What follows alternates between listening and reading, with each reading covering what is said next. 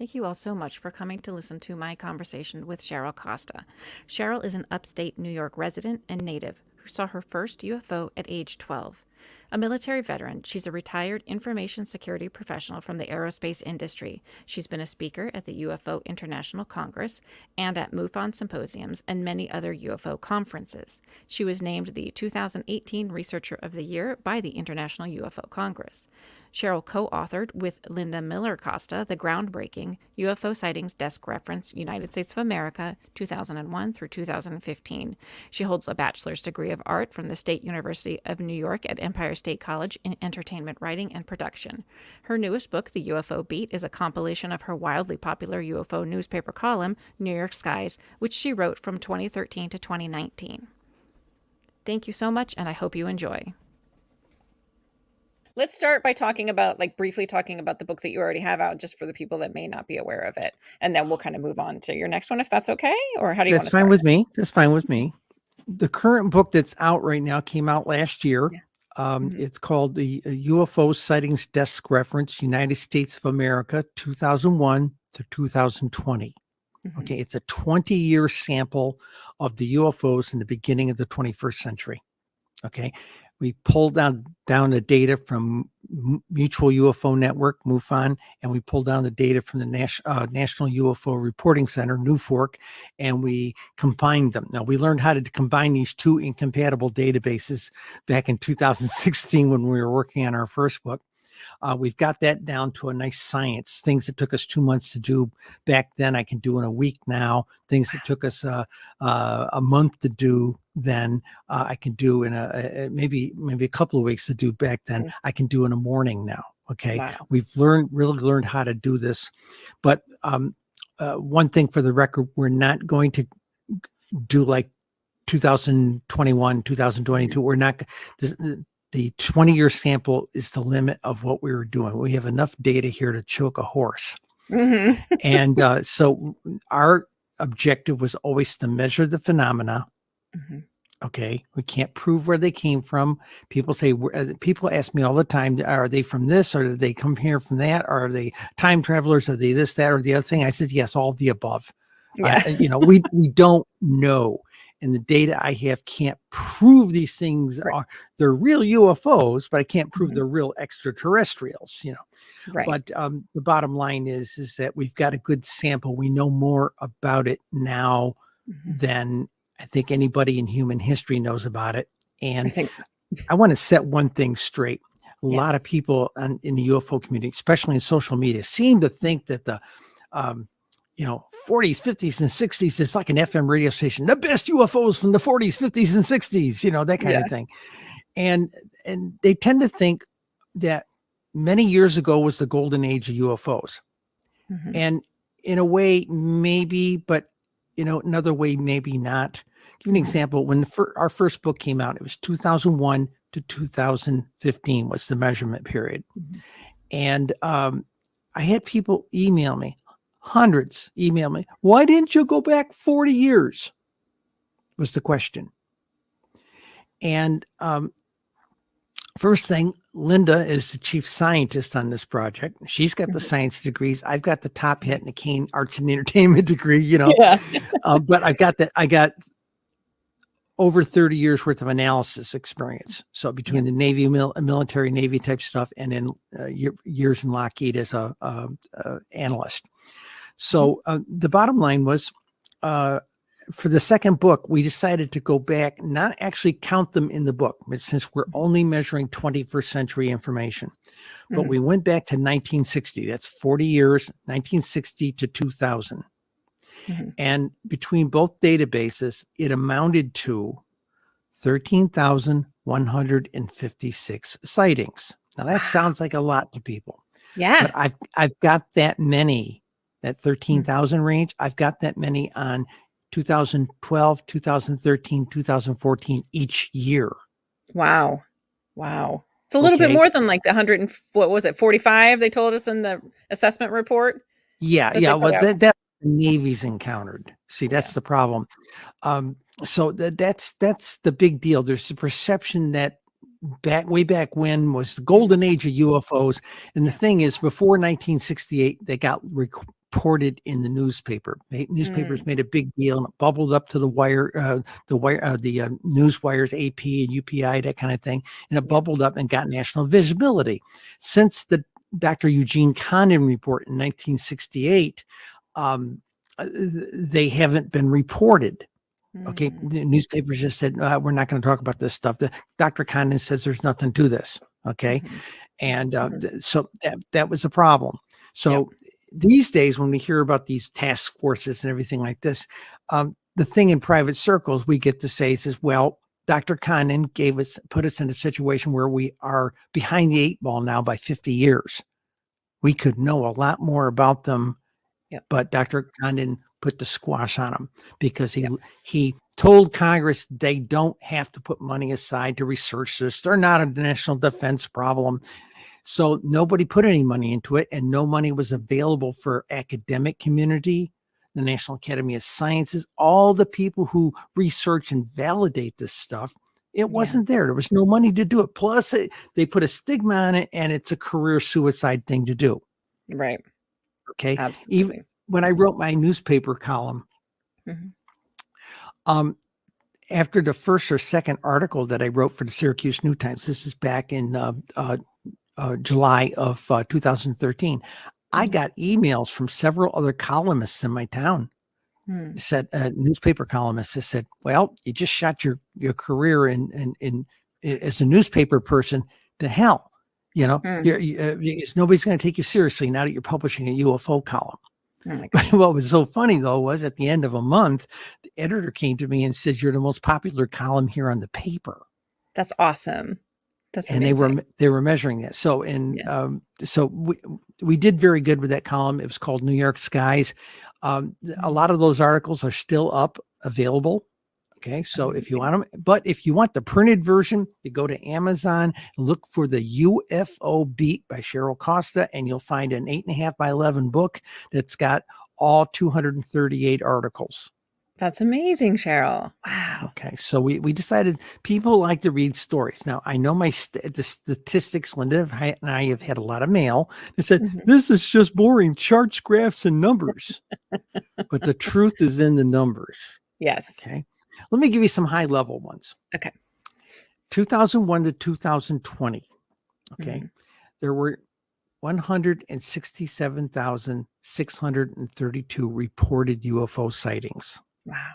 That's the reported ones to MUFON and NUFORC. Now, we don't know where all these mom and pop reporting services are out there. Some of them we did reach out to, and we're not going to share it. So fine. We can't count them if we can't touch them. Okay? Right. And if you haven't reported it, I can't count them either. I had a deal here in Ohio. Somebody was complaining about a number for a certain county. And they told me, "Oh yeah, we've had all this, da da da da." And I said, "Yeah, did you report it?" "Well, no." If they don't report them, I can't count them. But we've stopped counting them at this point. We've got a good sample, and that's where we're going to stay. There was plenty of secrets to dig out from this. So, in 2001 to 2020, a 20-year sample. In the United States, there are 3,232 counties and in the continental United States. Now, sometimes there's like municipalities that have grown up so big next to each other, they've merged, things like this. Sometimes counties have merged. Sometimes a bigger city will say, we're going to be a county into ourselves, kind of like Los Angeles County and Los Angeles City. Okay. Yeah.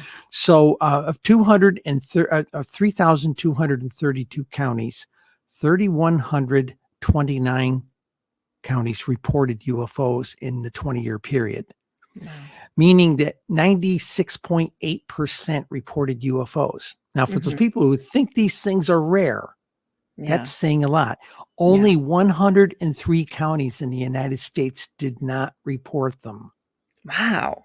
In the entire United States. In the entire United States, only 103 counties did not. And we only got that data mined out of it about 2 or 3 weeks ago, where we literally went in and did a report on each state, looked at the counties, then looked it up against a golden list of counties for the state and added null settings for every single county that wasn't, within the state, added a null setting that let us know that, what the number really was.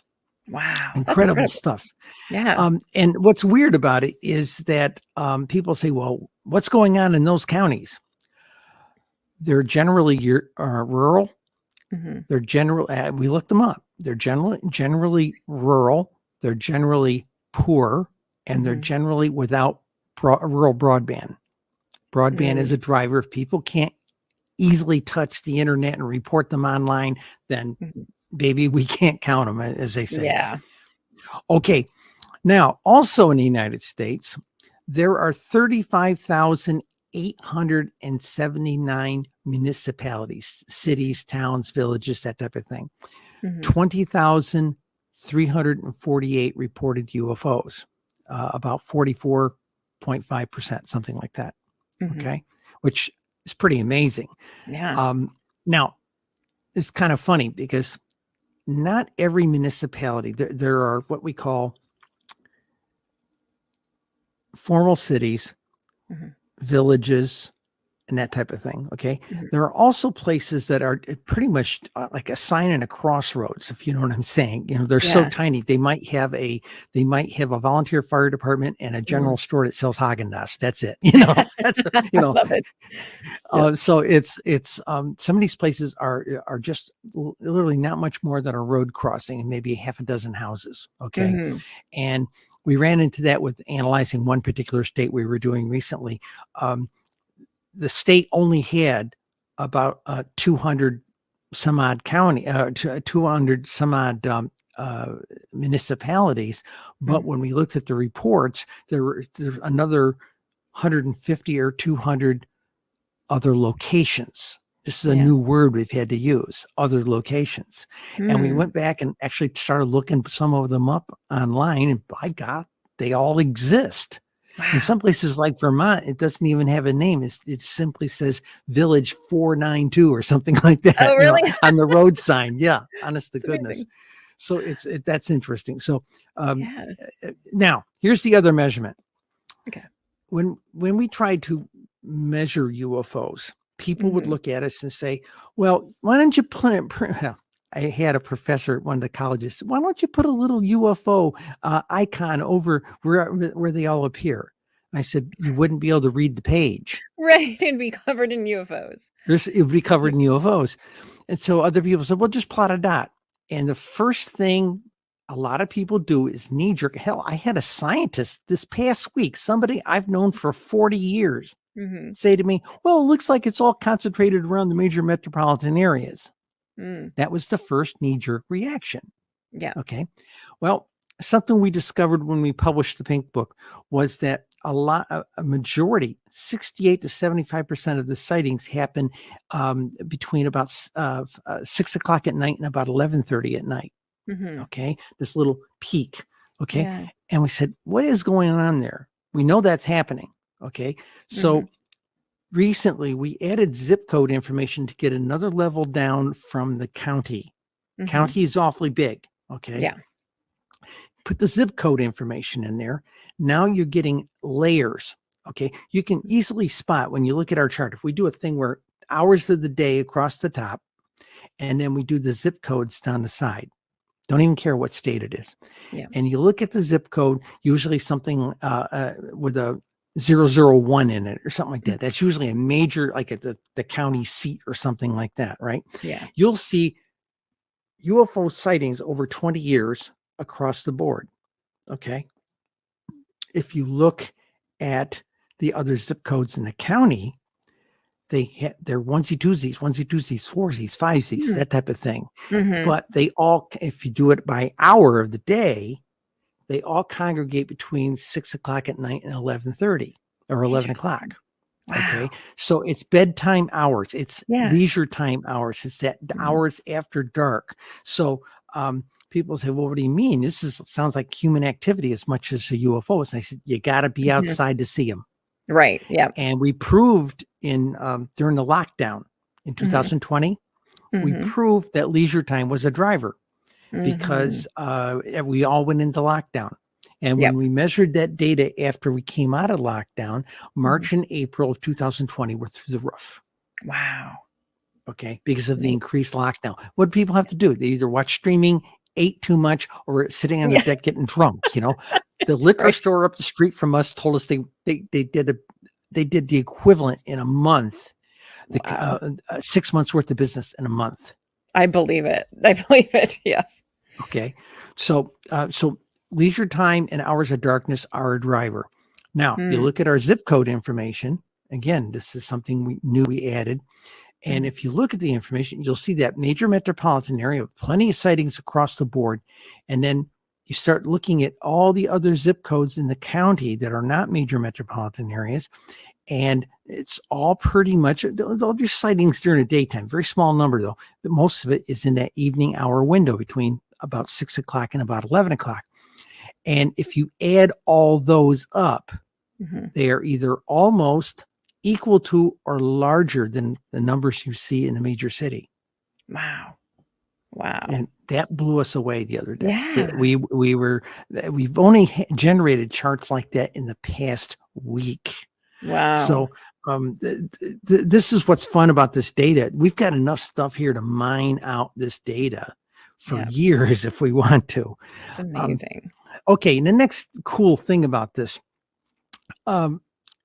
people say to me all the time about the idea of what do the numbers look like? What are the averages? Okay. Yeah. Well, that 167,632, it kind of goes up, peaks, and came down and tanked in 2017, 2018, and then started taking off again in 19. Well, if you go back in that 40-year period, a couple of us knew this. It's like a snake. It goes across the lawn, like up and down, up and down, up and down. Okay. It's about a 5 to 8 year window, typically 6 to 7 years. It goes up and down, up and down, up and down with the sightings. Okay. Interesting. Nobody knows why that happens. Yeah. And in the 2001 to 2020, we ran into the situation where people were just coming on broadband in the first few years, 2001 through about 2006. And then you can see evidence of a little bit of a peak, and it's going down again, and then it peaks up again. Okay. And so it's there. The goofy thing about it is when it tanked, everybody was saying, oh my goodness, the Space Force chased them away. Oh, they ran out of money. Oh, they're sick of us, whatever. I heard, I had mail. I had mail in 2017 of everybody telling me their reason. My wife, Linda, her mentality was, well, they're either going back to get the new model ship. Yeah. Okay. New model ship, or they ran out of grant money. Yeah. Right. Okay. Yeah, the research grant money to study us. Oh yeah. Something like I that. like the way she thinks. Yep. So, but if we average it out, it comes out to something like this. Oh, by the way, remember the big number here we talked about? We figured out that 1 in 250 people reports what they see. Wow, Now this is not an idle number. It took us like 5 years to figure this out. In 2017, Fox Pictures did a poll, and they asked the typical questions, and it always came out to that 36% believe, 42% are on the fence, and 18% think it's all hogwash. Okay. But they ask an additional question. And that question was, have you ever seen a UFO? And 16.74% said yes. That's it. I'm surprised. I didn't trust the number. Yeah. Okay. So in 2019, that first one was in July of 2017. Then in September of 2019, the Gallup poll people did a similar study. Of course, they put a spin on it, but basically instead of encouraging the amount of people who believe, they simply say, most people don't believe them. 42% seriously do not believe that, that type of thing, They always put that negative spin on it. But they came up with that 16.74 number as well. Interesting. So we took that to the bank and said, okay, here's a number we can work with. And they said it was adult Americans. So the adult Americans amounted to, let me get my number here. Okay. The adult Americans was something on the order of, bear with me, 18 and over, 258 million adults, 77% of the population. Okay. 77.9. Okay. And so that translated to 43,239,400 420 adult Americans say they reported say they saw a UFO. Wow.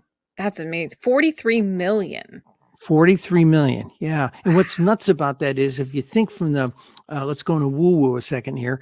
If you think of it from the mystical side, most people, when they see a UFO that they cannot explain, they've already said it's not an airplane, it's not this, it's not that. It ends up being a very awestruck, almost spiritual moment for them. Yeah. And it's like anything in the paranormal. Once you experience it, your view of reality expands. Okay. Yes, absolutely. So this is I tend to look at this as this is the Buddhist monastic talking to you, and yogi person. That 43 million people had ET's version of a spiritual awakening for them. Wow. Nice. Okay. That's amazing. It is. Okay. So 1 in 250 people, the solid number is 1 in 258, but it's a bell curve thing. We did every state in the union. On the low side, it was 1 in, depending on the state and its population and its sightings, it was 1 in 150 people. On the other side of the bell curve, it was 1 in 450 people. And then most of it all centered up at the top of the bell curve around 250. So we say 1 in 250 for a nice round number. Yeah. Okay. On average, in the United States, there have been, let's see, I got to get that number again in my head here. It is... Hang on. Okay. We average in 2001 to 2020, we averaged about 8,300 per year sighting reports. Yeah. We averaged about 698, about 700 a month, about 160 a week. Wow. And approximately 23 per day. Wow. That number there is very rock solid.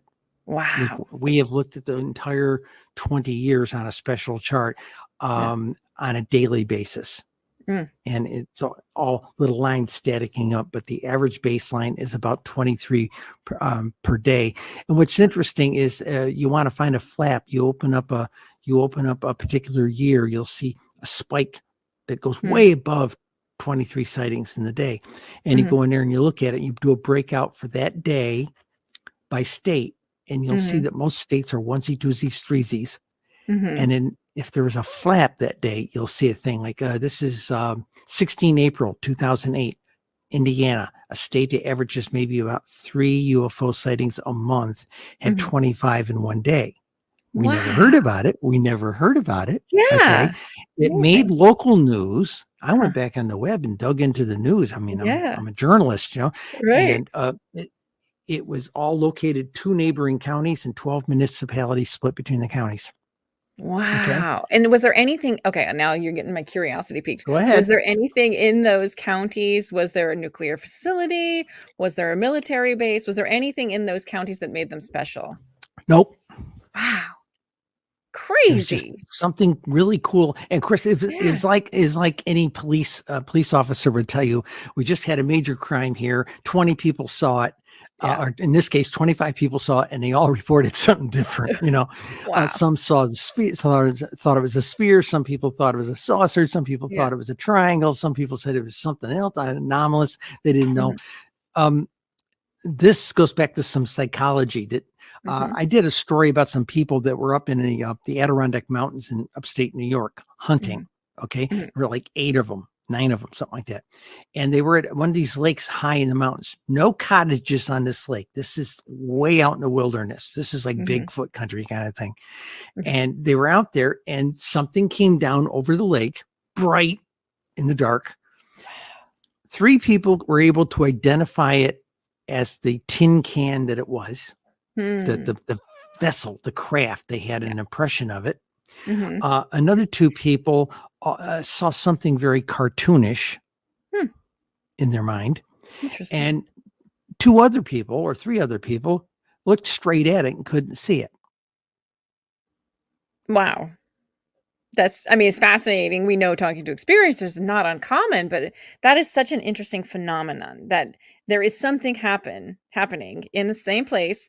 Different people see different things. It's incredible. Well, the thing people have to remember is the eyes perceive it, the brain processes it. Yes. And there's a very well tested psychological phenomena known as unexpected, loosely called unexpected syndrome. Okay, it's that thing we all experience where we're going around the house feverishly, crying in tears. Where did I put my car keys? And they're laying right there on the coffee table. Yeah. And you didn't see it. Yep.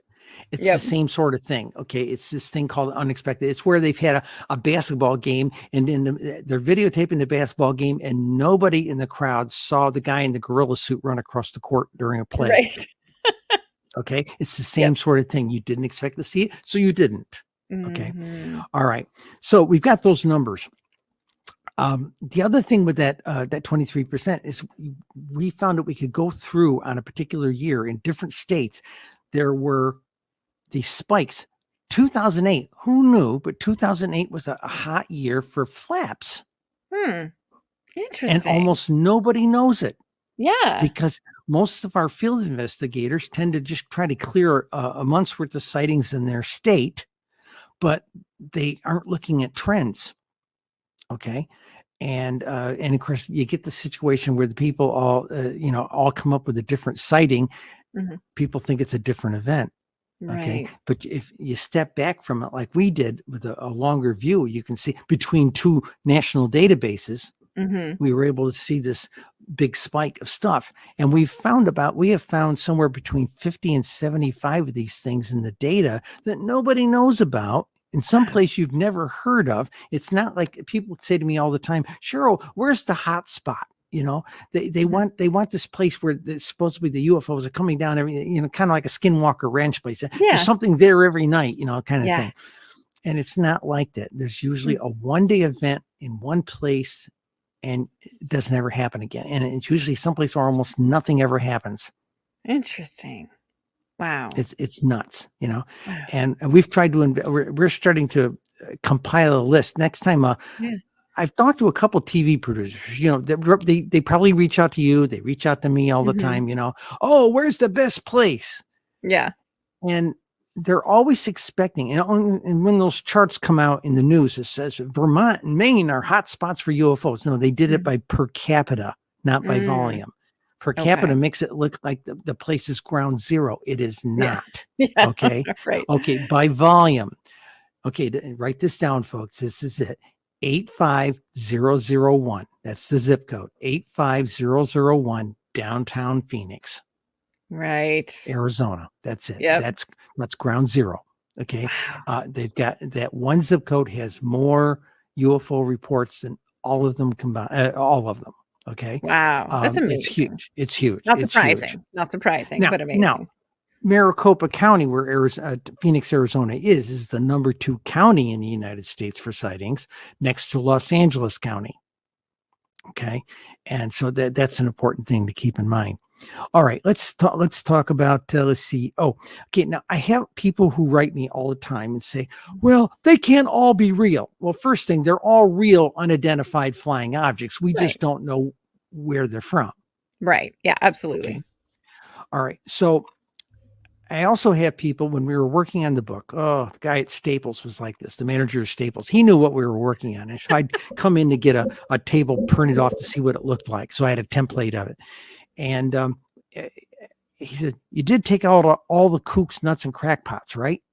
God, of course he said. How do you discern that? But statistically, we don't have to worry about that because we can just say, hey, let's take a certain number off the top. Now, what we did was I did a little poll on social media.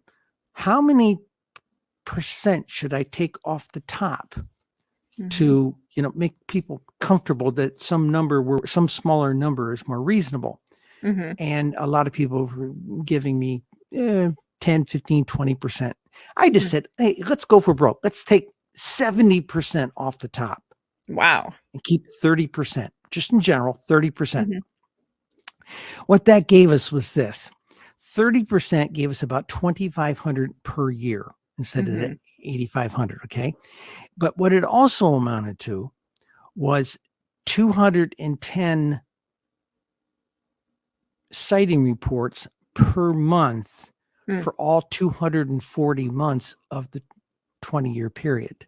Right. Wow. Every month for 240 months, 210 sightings. And if all states were equal and you divide it by 50, it would amount to basically 4 exotic events in every state for a year or every month. Okay. Yeah. It's crazy. It's That is crazy. crazy. And this is just only 30% or 30% of the reported sightings. This is taking 30% off. of the reported sightings. Now, I get mail from people. I'm keeping my notes here in front of me. Bear with me. No Okay. worries. Then the people say, oh, no. Cheryl, they got to be rarer than that. They've got to be rarer than that. I said, okay, let's make them rarer than that. Let's throw away 99% of the reported sightings. Yeah. Okay. That amounted to from 167,632. 1% equals 1,676 reported over 20 years. Again, divided by the 240 months, it gives us, and let's assume those are off-world craft. Okay. 7 off-world craft visits per month each month for 240 months of the 20-year period. Wow. Now, I think that's still press-worthy. Absolutely. Oh, absolutely. That's crazy. That is 7 visits by Mr. Spock, Captain Kirk, Yoda, Chewbacca, and Doctor Who. I mean, that's what we're talking about here. Wow. So, even here in like Ohio, where Linda and I now live in Ohio, that 1%, they had in 20 years, 5,702 reports. Okay. Wow. That 1% amounted to 57 off-world events 3 times a year. Roughly. Yeah. Okay. Basically 3 times a year over the 20, total of 57. Okay. 57 times over the 20-year period, and roughly basically 3 of these events per year over the 20 years. Wow. That's still something to write home about. And absolutely. The goofy thing about it is, and I mean, I say to people when I report a number like that, doesn't that challenge your intellect and dazzle your imagination? Yeah. You get the people that are like, no. Yeah, let me look at my phone, but you also think about it.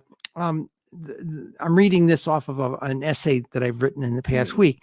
A couple of weeks ago, NASA announced that it has discovered 5,236 planets and stated that at least 300 of them are in the habitable Goldilocks zones of their solar systems. Wow. The implications there is there may be life there. There may be advanced life there. Right. There has to be. I mean, look at this planet alone. I know I've said this before, and this is your presentation, but I'm just going to add this in there because it drives me crazy when people are like, question this. Our planet alone. Look at all the extremophiles there are on here in places that we never thought life could exist. Life always finds a way. We have that saying for a reason. There are sharks that are living in volcanic waters where we thought nothing could live. There are things in the atmosphere. There is life everywhere on this planet. Why would we be the only place in the entire universe, or even cut it down to our galaxy? Why would we be the only place where life is so prolific, yet it could exist nowhere else? It makes no sense whatsoever to me. Okay, I've said it. No, I'm there with you. When I lived in a monastery, a couple of my yogis were, the Lama yogis were talking to us, and he says the universe is teeming with life. Yes. Okay, because the life force permeates everything. Okay, and like you said, the extreme conditions. They're just this past week in the paper. I was reading that, they're really quite convinced there has to be biological life on Europa. Right. Because it has water, right? It's got an environment, it's got an environment not unlike Greenland. Nice. Okay. So who knew, So I tell people, kind of grow your view of reality, because as Dr. Heisenberg, one of the fathers of quantum physics, says, the universe is stranger than we know and stranger than we can know. I love that. Okay. So that basically does it for me. Do you have any questions for me?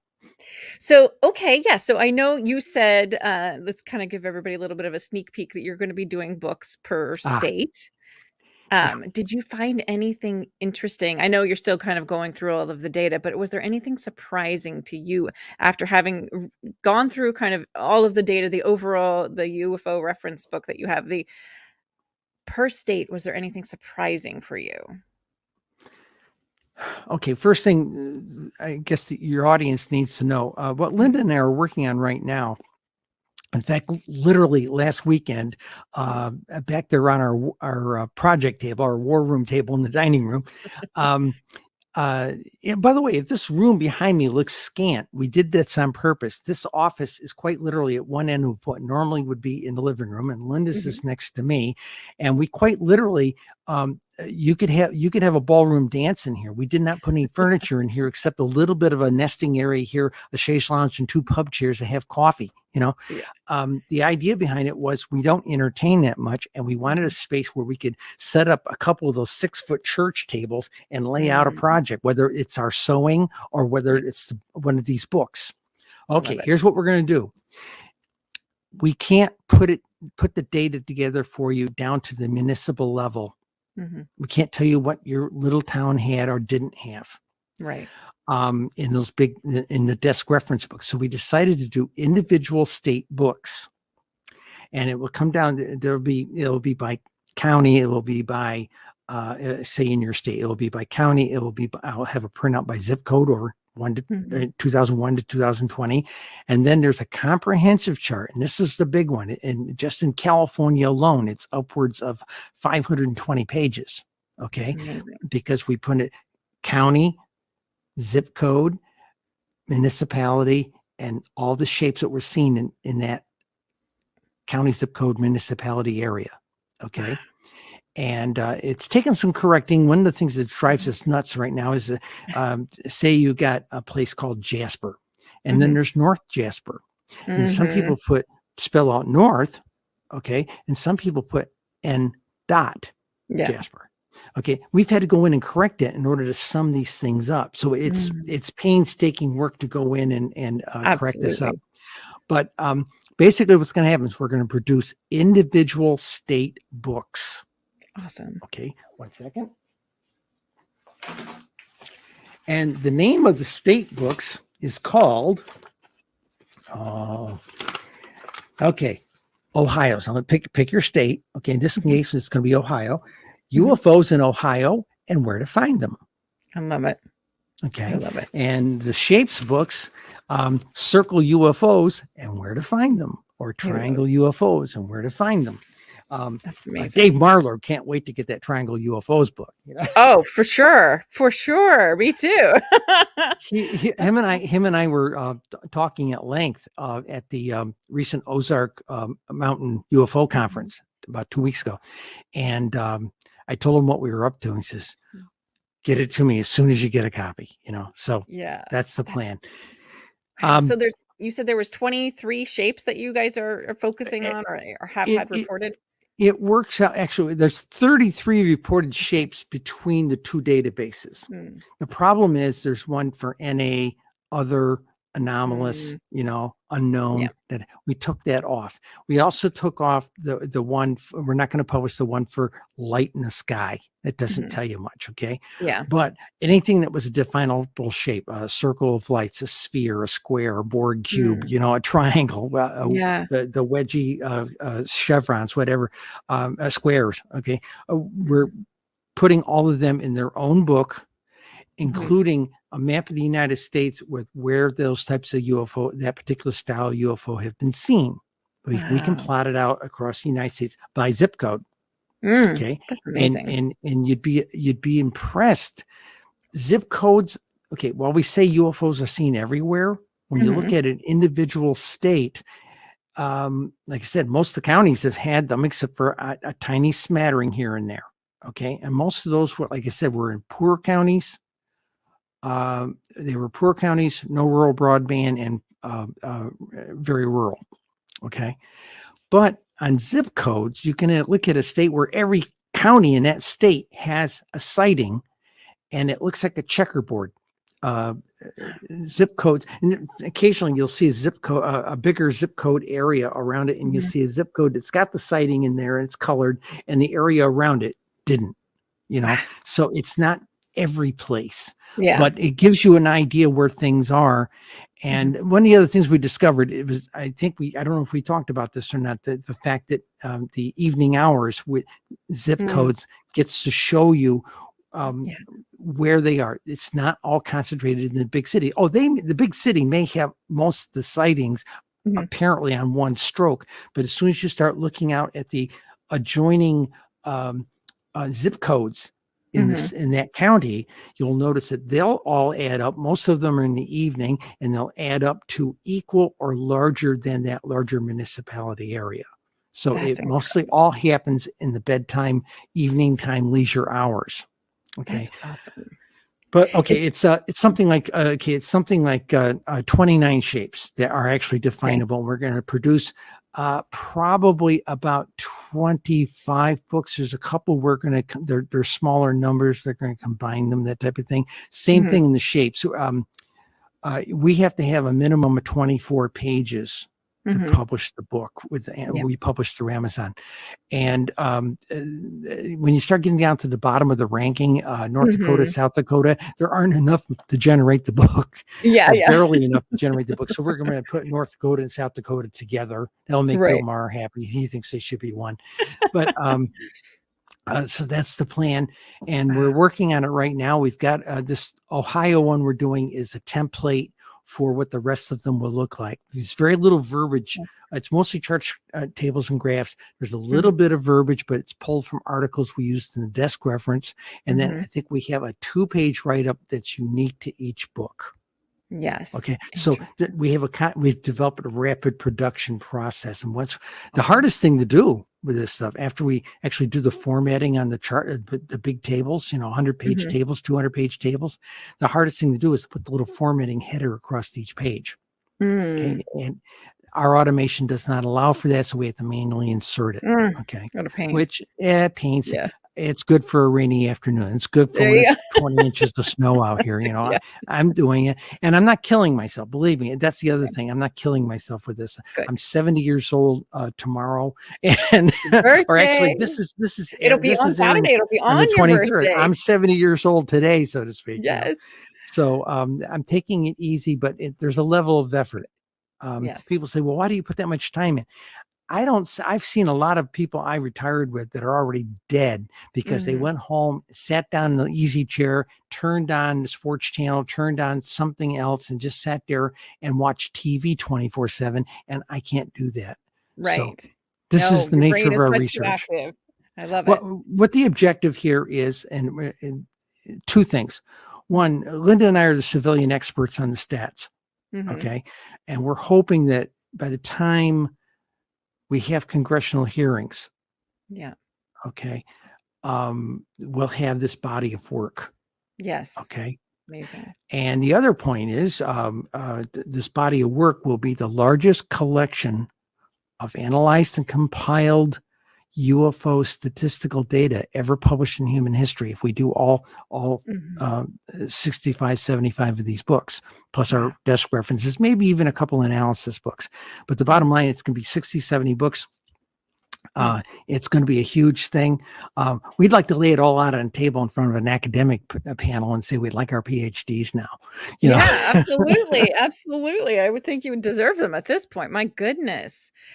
Wow. So is there any particular shape, and I know you're still kind of going through all the data, but is there any particular shape that seems more prolific than others that you found? Circle of lights. It's the top of the list. I would have thought it was triangles. Yeah, me too. Triangles are up there in the top 3. But circle of lights was the big one. It was rather, it's something like circle of lights, spheres, triangles. Okay. Those are the top 3, circle of lights, spheres. Basically that. And the circle of lights was a big one. And a couple of states, remember, we're doing it, that chart in the shapes book will be, we'll be able to do all 50 states for that one shape. So we'll call it a shape, and it will be Alabama, Mm-hmm. Alaska. It goes, and then you'll get it by county, zip code, and just the numbers for that one shape. Okay. But it's still big. It's huge. It's going to be as big as the California book by itself, upwards of 500 pages. Wow. Circle of Yeah. Fates. On one Wow. shape, when you break it down and show it down to the municipal level. That's so amazing. So these books are going to be such a great reference for people that are writing into you. Where do I go? Where do I go? They can go and check it out.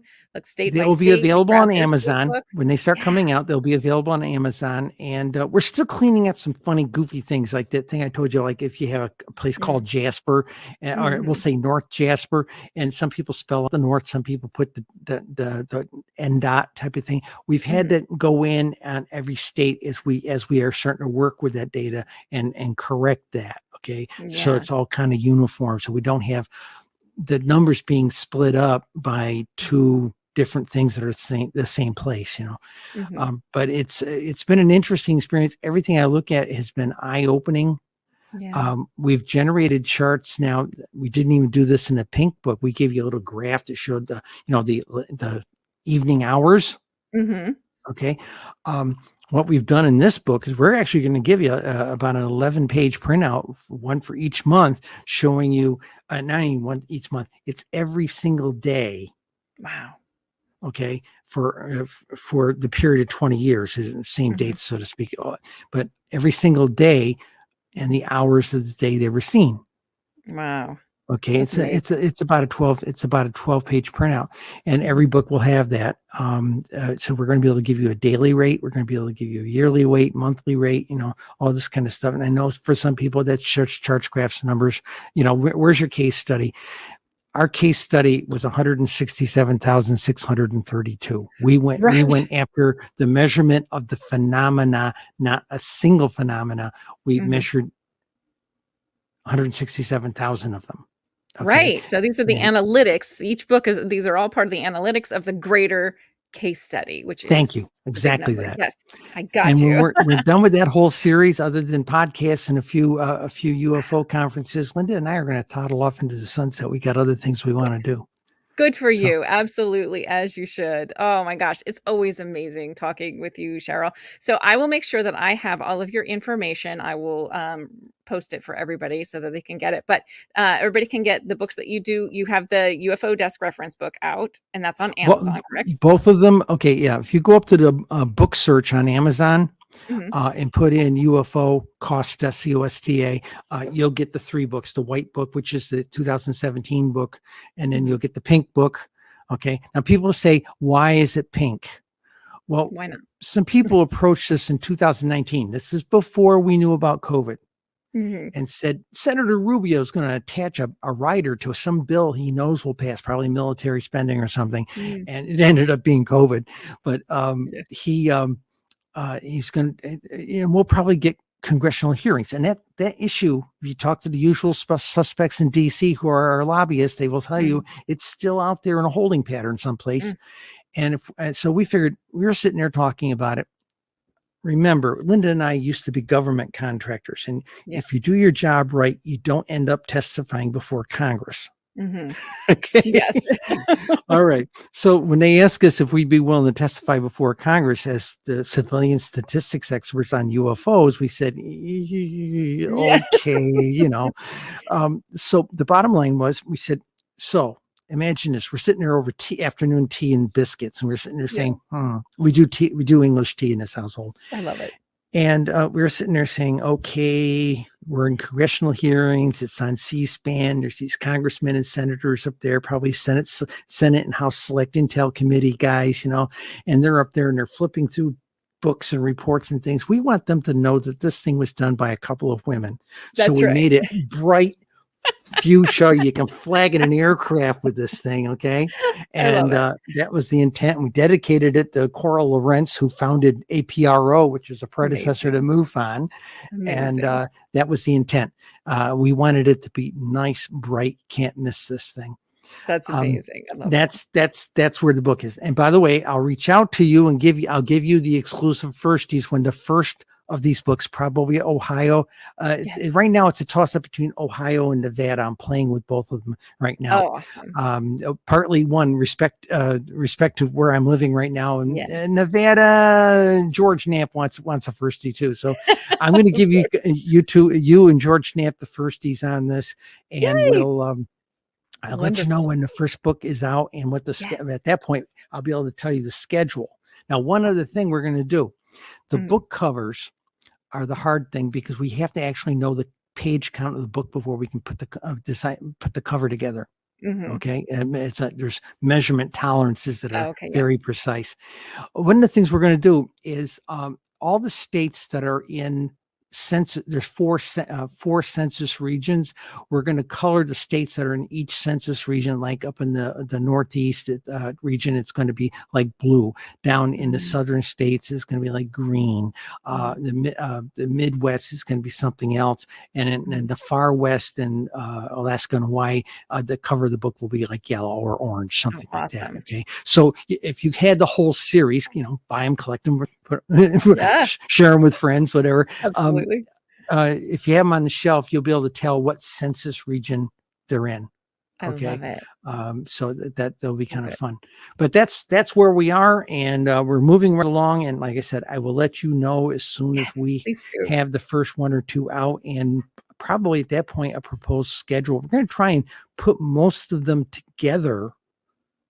Yeah. And start releasing them very quickly. It takes about a week. This first one is taking time because we're working with the template and everything. Once we get all the material generated, we're going to be able to put one out probably about once a week or once every 2 weeks. Wow. Oh my gosh, that's incredible. We're both former, research people. We know how to do, we've built a production process. I've got kind of that background from Lockheed, time study methods, engineering kind of thing. And we've come up with a very specific process on how to clean this stuff up. It's already been cleaned up at this point. And now we know what charts we want to generate. And Linda signed off on that last week when the documentary film crew was here. That's right. And she says, "See, now I'm on film." Okay, they know that's thing I just signed up to, So, but they got us arguing over what ones we were going to do, what place, do this part first, do this part second. No, do it the other way around, So I love it. That's all on film. I can't wait to see it. This should be fun. So that's what I got. And I hope everybody enjoys it. If you don't have the pink book, I recommend you go on to Amazon and get it. It's really fantastic. If you like to read my columns, 237 of them were published in the online edition of the paper. Okay. And they were the most popular column at the paper. And the 238th was the only article that I wrote that was spiked by the editorial staff. Love it. And what were they censoring? They weren't censoring. They just said no. And I went to them and said, "What's wrong with that article?" Right. It was published in 2016. I'd been writing for 3 years at that point, almost 4 years.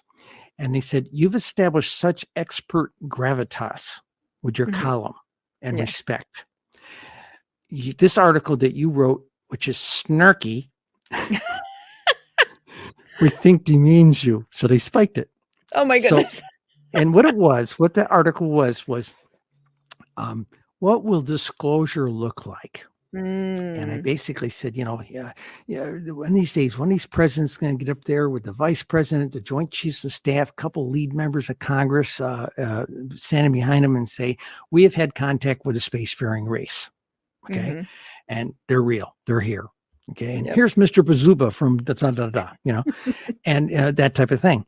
And suddenly ET and all the ETs who care to share themselves with us publicly are going to be the darlings of like morning daytime TV, Good Morning America, all that kind of thing, And I said this kind of stuff, maybe Travis Walton or Whitley Strieber will be on Good Morning America, having conciliatory shake hands with the guys that abducted them. All no hard feelings, that kind of thing. Yeah.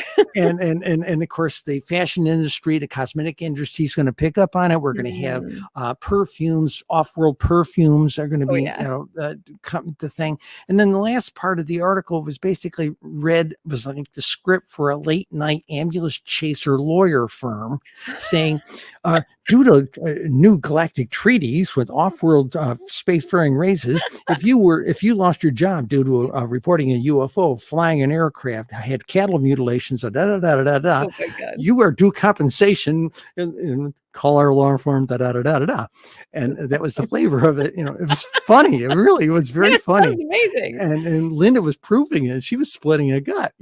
Yeah. Editor spiked it. Says no. You're too honorable and too. Can't let you put a snarky article out. So. Oh my gosh, that's amazing. Well, we at least got to hear a little bit about it here. That's awesome. Yeah. And it's in that book. Okay. That's basically it. That's where we're at. We got books coming out. We're just going to keep pushing these things out and get this entire collection done. And the thing I got to say about this thing is archiving wise. Mm-hmm. In November of last year, just before we moved to Cleveland, Ohio, State University of New York at Albany took my papers.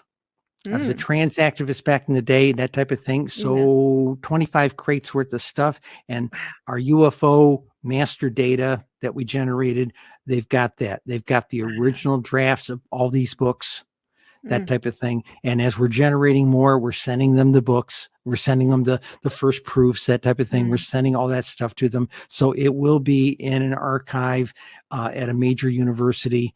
And that, in effect, is immortality when you think about it. Yes, I was told by the director of the archives, he says, somebody's going to get a PhD or a master's degree analyzing your stuff. I'm going, absolutely. After you're dead. Well, after you're dead, so. But it'll happen. That's incredible. Well, congrats on that. That's awesome. Dave Marler, look at the stockpile of stuff he's working with, and more people are giving him stuff all the time. Erica Lukes has a ton of stuff been sent to her. So there are some people archiving this stuff. And in our case, we decided to just go with the university that can properly process the material, put it in context, and eventually they will get our final version of the database. That's incredible. It's incredible. I love it so much. Well, thank you so much, Cheryl. I will make sure I will have all of your info, and I will get links to your books and your past articles and all that. I'll put it in the YouTube, because this was also streamed on YouTube. So everybody can find it down there. Put all your links. Make sure you send me a link to this interview. Yes, yeah, for sure. I will. For sure. Absolutely. Happy to be with you. We'll see you, Lynn, when the first book comes out. Yes, please. And happy birthday. Have a great time. Thank you. All right. I will talk to you soon. Bye now.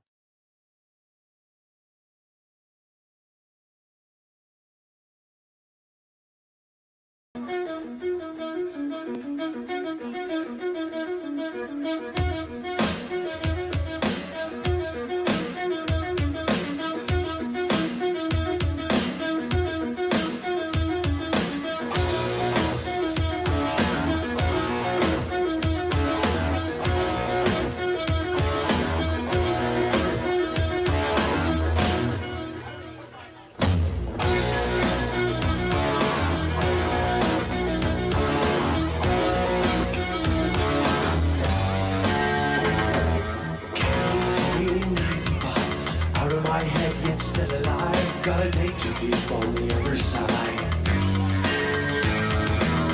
1895, last time here for you and I. It's nice to live, but I don't want to die. Nice try.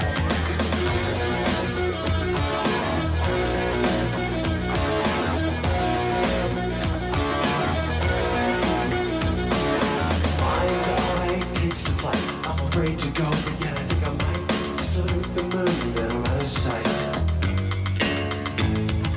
Late time for me tonight. Too dark to see, I gotta bring a light. Same bad time tomorrow night. Nice try.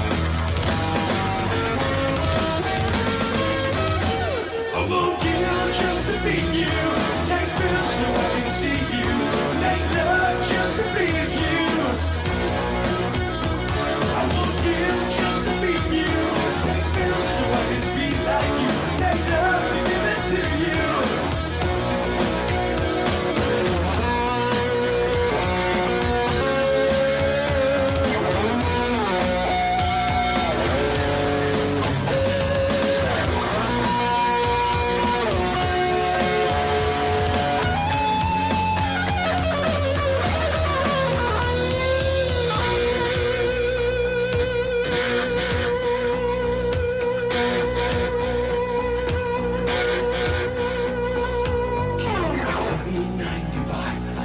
my head, yet still alive. We got a date to keep on the other side. KT95, the last time here for you and I. It's nice to live, but I don't wanna die. I would kill just to beat you. Take pills so I can see you. Make love just to please you. I would kill just to beat you. Take pills so I can be like you. Make love to get it to you.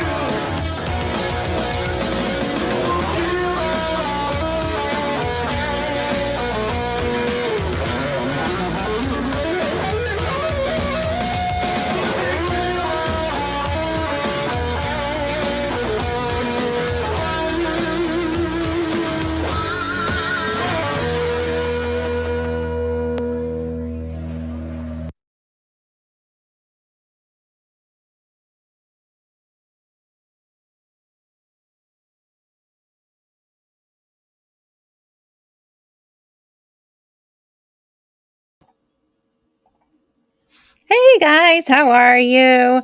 Just wanted to pop in and say, hey, how's it going? Yes, isn't Dave Hurley awesome? He's so good. I think so. I mean, yes, I'm a little biased because he's my fiance, but he's pretty amazing. Ow, oh Lordy B. Didn't even do my hair for you guys today. That's okay. Didn't know it was going to be popping on, but y'all are here, so I'm going to say hi. So it's a good time. It's a good time. Didn't you guys love that talk with Cheryl? She's so good. I love her. She's the best. So I know there's only a few of you left here, but just wanted to say hi to everyone. Hope you've had a wonderful, wonderful day. Oh, thanks, Caroline. Thank you. You're so sweet. Yeah, so Ghost, I hope you find that. For those of you that don't know the story, I played some of Dave's songs the other day. He didn't even know I was doing it. I did a little surprise episode. And I said, I was going to play that particular song that I just played right now. And I said, this is one from back in the day. Dave was in a band called the Time Goblins in the 90s. And Ghost Dragon was like, I saw him. I saw them. So it was just a really, really weird, crazy moment. And you might still have the flyer. Sorry, my hair is flopping all over the place. You might still have the flyer. That's crazier.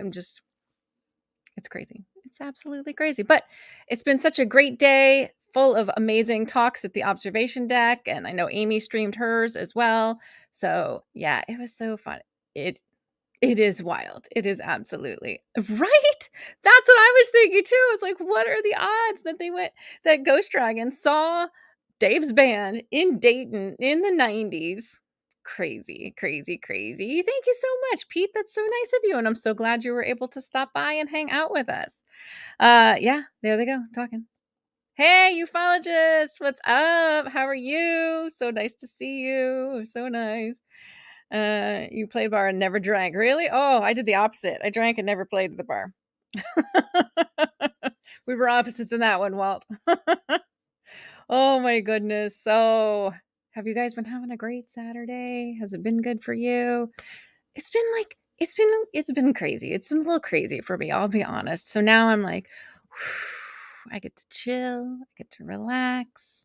Samantha Mowat is speaking on the observation deck right now, so I'm going to go hear her. She's the last speaker. I'm so glad that you came here too for a live stream. Oh, yay. That's wonderful. I'm so happy. Well, I'm here every morning and oftentimes most evenings. So it's a little crazy, my schedule, but it's good. It's good. It's good. No, I did it for him. I took care of that. Still do. You know what? That's what I need. I need a nice glass of wine tonight, I think. It's been one of those days. It's time to sit back, have a glass of wine, just relax. I know. I hope you find it too. I mean, the fact that you might even have it is crazy. It's so crazy that you might have that flyer still. But wow. Wang Chung, that's awesome. Awesome. Yep, I do. I do a morning show every Monday through Friday. I'm right here at 8 a.m. Eastern. I'll give you the podcast lineup. So I try to get as many podcasts as I can. Their information, I try to get them. And I give you the lineup for the day, tell you what's going to be on. And then I usually end up babbling and ranting about one thing or another for like another hour or so. that's the reality. Except when Richie comes on at 9, then I try to stop and make sure that I'm done by 9. So I don't like eat into his time so we can have we have our morning migration, we call it. So Alien Girl 111 is at 7 a.m. I'm at 8 a.m. And then Richie, when he's up and at 'em, and though he's talking now about doing recordings, which I think would be awesome, he would be 9 a.m. So yep, we have a good morning lineup. Alrighty, so that is pretty much it for me, guys. Was even married with kids then. Oh, neither one of us was. Thankfully. Well, I mean, he was like 17, 18. I was 19. So, it's a good thing that neither of us was married with kids at that point in time. But, oh, you're in the UK though. Okay, well, that works for you. So for you, that's 8 a.m. UK. That would be 1 p.m. for you, I think, Pete? We have a bunch of like people from the UK and a bunch of people from the I get a lot of Aussies in my audience in the morning. I don't know why, but they're awesome and I love them. Yep, there you go. 7 Alien Girl, 8 Lynn, awesome, 9 Goof On. You got it. It's quite the lineup. We call it the Great Migration. And then if you're fans of the Chad Smith podcast, Chad is on a 10 on Tuesdays and Thursdays, I want to say it is. So it's a lot of fun. Yeah, I think you're 5 hours ahead of me. I have a couple of friends over there, so they're usually 5 hours. So, yep, 1 p.m. for you. Perfect. Midday. No excuses, Pete. I better see you there. Just kidding. It's okay if you're busy. Oh my gosh, guys. Well, thank you so much for being here. Thank you, Cheryl, for that amazing, amazing talk. I love her so much. She's the absolute best. I really do love Cheryl. She's great. And for those of you who haven't seen Cheryl before, there's so many podcasts and interviews with her. I did several of them when I was on SOR. I talked with Cheryl, I think probably 2 or 3 times at least. And she's the best. She's the best. And I was like, I don't know if you could tell from my face when she said that she was going to give me and George Knapp like exclusive access when her books come out to like talk with her. I was like, like it wasn't registering in my head. And then in my head, I was like, what just happened? How did I get grouped in with George Knapp? Like, but it's just because it's Cheryl and she's amazing and I love her. She's awesome. So I appreciate you, Cheryl, and I hope you're having the happiest of birthdays. Cheryl turned 70 today. She's looking good. Hope you're having a great time. I'm sure you and Linda are having a great day. Much love to you both, and much love to all of you guys. Thank you so much for being here with me. I love it as always. I will be, so Priscilla isn't having her show today, obviously. It was there, or not Priscilla, I'm so sorry. Josh and Artemis, they weren't feeling well, so they were rescheduling the show that was with me, Richie, and Tony from the Bottled Water podcast. We were all going to be talking about free speech. I can talk about that. Elon Musk and Twitter and all kinds of fun things. So I think we're going to be doing that on Wednesday night instead of tonight. So they weren't feeling well, so they're taking the night off as they need to. So yes, I will see you next time, Caroline. Thank you guys so much for being here with me. Much love to you all. I hope you have a wonderful rest of the weekend. Enjoy your Saturday night and your Sunday, and I will see you Monday at 8 a.m. Eastern. Bye, guys.